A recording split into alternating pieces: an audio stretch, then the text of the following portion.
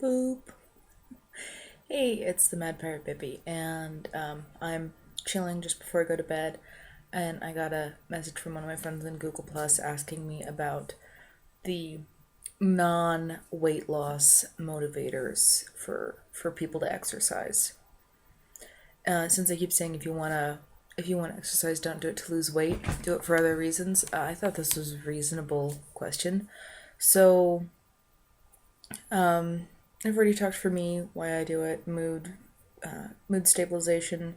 I don't want to take antidepressants because I like having a sex drive, and I like not throwing up all the time. Two things that antidepressants and I don't get along so well with. I've only tried two, but I'm good not ever doing more.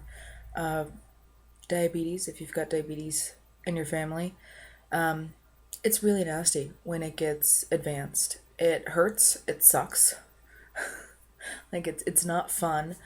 Glucose molecules are really large, and when your blood sugars are really high, they careen around the inside of your body, and they cause a tremendous amount of micro trauma. It's basically like having little glass shards inside your veins and arteries and capillaries, and it's the micro trauma that leads to things like losing sensation and circulation in your feet. I've known a couple of diabetics who didn't take care of themselves who had the progressive amputations, and that's pretty terrifying to watch. It was pretty. One of my friends when I was a teenager, their dad was doing suicide by fork with diabetes, so we got to watch like the toes and then the feet and then the leg amputations, and it just kept going, and it was pretty awful. Realizing that can happen to you as an adult is pretty gross, and one thing I've noticed about endocrinologists is pretty much every single appointment where I go and talk to a doctor who specializes in diabetes, they threaten to cut off my feet. So, I think the doctors are pretty freaked out about that too after having seen it a couple times. And another thing that the little glass shards going through your body in your they're not really glass, but glucose is, like I said, it's really damaging, and it's got kind of a crystalline structure.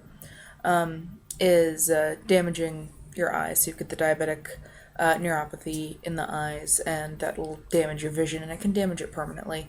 So if you have any diabetes in your family, it's pretty. um, it can be pretty scary to realize that that's happening to you, and it's going to happen to you. So, if you needed to find some health benefit, I'd say go visit your elderly relatives or look at how they died for the ones that didn't die well. Because at this point, dying in a car accident, that's not so bad. It's quick, it's over. I'd say go take a look at your relatives. It took 10 years of slow and painful decline. I helped my two of my grandparents through that kind of decline, and the ones that go quick, I'd rather do that.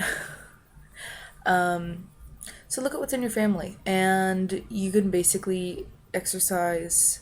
Even moderate levels of exercise, half an hour a day, will stop and prevent almost any of those health problems. So, Alzheimer's, horrible. Like, having to take care of a person with Alzheimer's and watching somebody you love go through that is just fucking hell. There's no two ways about it. If you have Alzheimer's in your family, good news.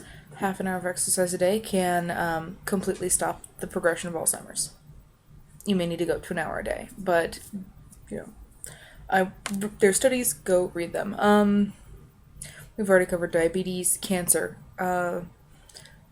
You can severely limit your risk of cancer by doing half an hour of exercise a day. Heart disease, stroke, coronary, anything that you require stents for, half an hour of exercise a day pretty much reduces your chances of all of those. Migraines, I get migraines, and I haven't had a really bad one since I've started working out. So, if you get migraines, half an hour of exercise a day does really great things to increase the blood flow in your brain and blah blah blah, and you're not as likely to get migraines. And cluster headaches, they can help. With cluster headaches, it's probably not going to be enough, and with really bad migraines, it's not going to be enough, but it'll help. Attention deficit disorder. 45 minutes a day of intense activity is basically what's needed to control attention deficit disorder, but half an hour a day will help. It's not going to be 100%. It's not going to be perfect, but it will make your life better. Oh, that's my dog insisting she wants attention. She's very cute. So, just go through the list. Arthritis. I've got some joint issues from injuries from when I was younger, and a half an hour of exercise a day will help lubricate your joints. Your joints don't have their own blood supply system. You don't have a whole bunch of capillaries that bring oxygen to your joints. They get their oxygen through movement. So as long as you move all of your joints through a full range of motion every single day, then they get enough oxygen to stay healthy. A lot of people don't move enough to do that. So, and if you have a family history of arthritis, that's a really, really big deal. And the joint mobility stuff is something that I do every day because my great-grandparents were deaf. And one thing that we noticed for all of the people at the nursing home is all of it was a special nursing home for the deaf. And you would have people who were completely crippled up with arthritis in their chairs. They couldn't move anything except their hands. Not a single one of the elderly deaf people at my grandparents' retirement center had arthritis in their hands because they had to use full range of motion in their hands every single day, every day of their life to communicate. So, I do joint mobility drills, and I'm sure you can find those online, and if not, I'll go ahead and post some later, just showing what I do to try to increase the level of oxygen in cartilage, because, if you don't use it, you lose it. What other horrible things happen as we get older? Well, there's the whole, face saggy thing. My skin is actually really, really good.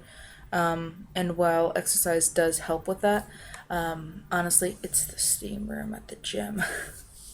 So, it does help prevent aging, not only in your looks, because it does bring more blood and oxygen flow to your skin, because your body's trying to cool itself, but it actually prevents aging internally, which is really a lot more important. So, you can basically look at what diseases run in your family, and exercise will make it better. If you have problems with insomnia, 30 minutes a day. It is this really, really consistent number of 30 minutes of exercise a day will fix all of these problems, or at least make them much better.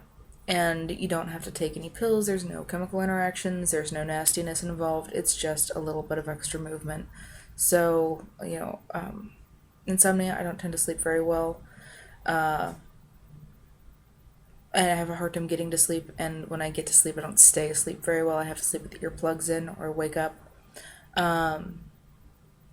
Who hasn't had a hard time getting to sleep?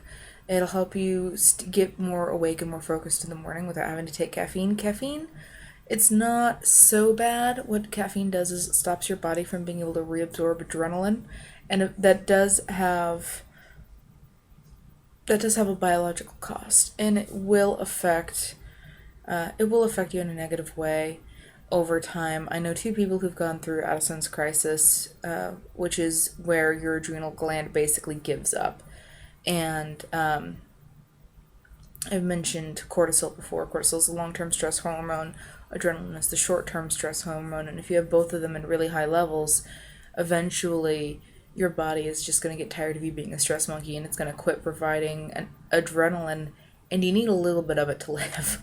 So, I'm sorry, every time I laugh or hiccup, my laptop shakes. Oh, and that's my nail polish collection. You can see behind me. So when I said that weight loss wasn't even in the top 10 reasons why I go to the gym, I was pretty serious. For me, it's mood stabilization, diabetes control, both actually making my diabetes better, and symptoms management, helping with my migraines, helping me get to sleep, helping me stay asleep, reducing my risk of clotting disorders when I get older, reducing my risk of osteoporosis when I get older. My risks are pretty low, but having been around little old ladies that break their hip and fall, because it's actually they don't fall and break their hip breaks and then they fall. I don't want to do that. I don't want to be frail. So, reducing risk of osteoporosis. I'd like to keep my brain functioning, helping my attention deficit disorder, mood stabilization. These are a way higher priority for me than weight loss because it's really quality of life at that point. It is just making sure that your life is as good as it possibly can be. So that's what gets my ass into the gym.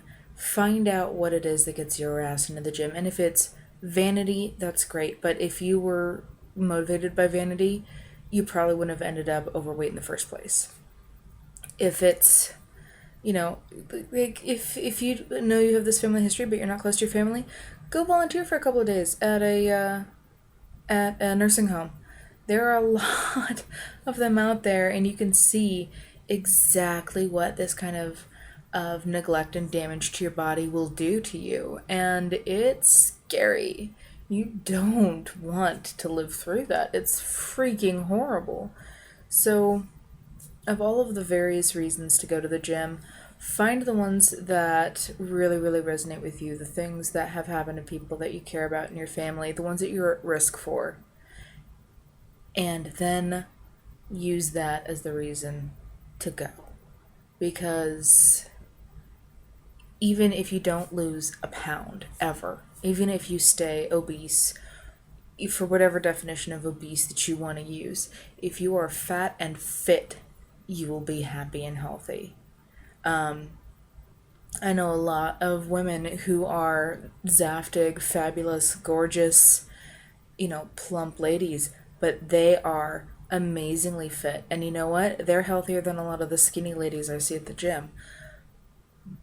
But their goal is health or strength or sport-specific performance, or they're just built, they're just built like large German or Celtic women. They're always going to have some junk in their trunk and thick old bitties, and they're thick and they're gorgeous, but they're really, really active. They're really, really fit, and they're healthy, and that is way more important. I would much rather be healthy than fashionably thin. And I was overweight enough that pretty much no matter what I did, if I was moving towards health, I was going to lose weight. But for me, the primary goal is health. The weight is secondary. And the only way I've ever been able to lose weight is to keep the goal as health. Because once I start making the goal weight, I just start getting really, really dysfunctional behaviors. Again, I'm from a family, of eating disorders. I've had eating disorders most of my life. And, just deciding not to eat for days and days and days in a row to help make me skinny. That's not healthy. That's not good. And this is definitely how I do it. So if you think that'll work, just do some research online about exercise and whatever disorders tend to knock people with your genetic code out, whatever the people who are closest related to you. And if that doesn't scare you into the gym, find something that will. Alright, I'm going the hell to bed, and I hope y'all have an awesome day.